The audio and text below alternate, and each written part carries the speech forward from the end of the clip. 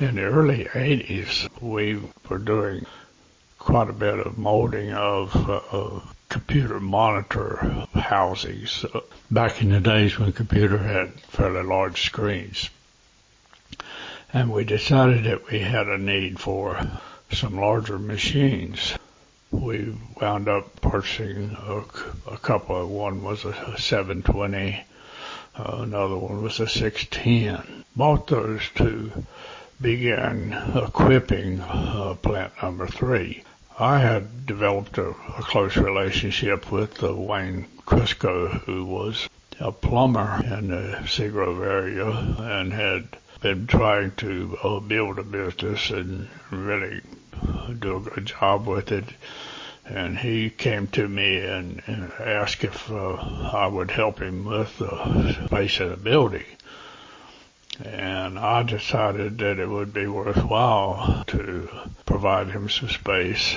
And we decided to build a third building, which became Plant 3, or the White Building. We rented to Wayne a small portion of that building, and then we began installing some molding machines in the other portion.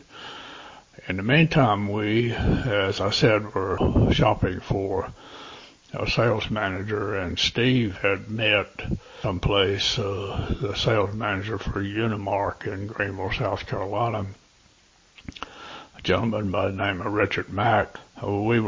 Steve and I were at a medical devices show in California, and Richard Mack was there also. They had some conversation. I did not really meet Richard at that point, but when we got back to North Carolina, pretty quickly made contact with him and scheduled an interview, which was conducted at Bill DeBrule's cabin on Lake Lure. And it was preceded by Bill taking us out in his speedboat and scaring me to death and exciting Dick Mack to want to be part of an organization that had that kind of activity. Bill was a showman, and he also was a salesman, but he wanted to show us what could go on that day.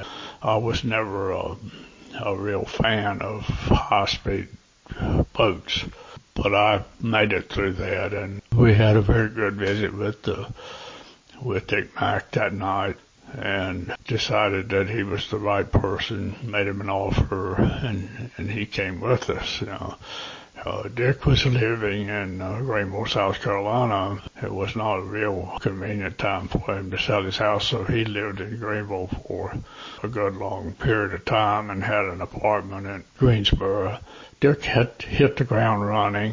One customer that he had contacts with was Sequest, who made flip-top caps for shampoo. They were interested in our expansion and the availability of fairly large machines, ability to operate and maintain automatic assembly machines. So Dick worked on that project and had it move along well. And then he had a very good contact with Abbott that he had developed over his years with Unimark.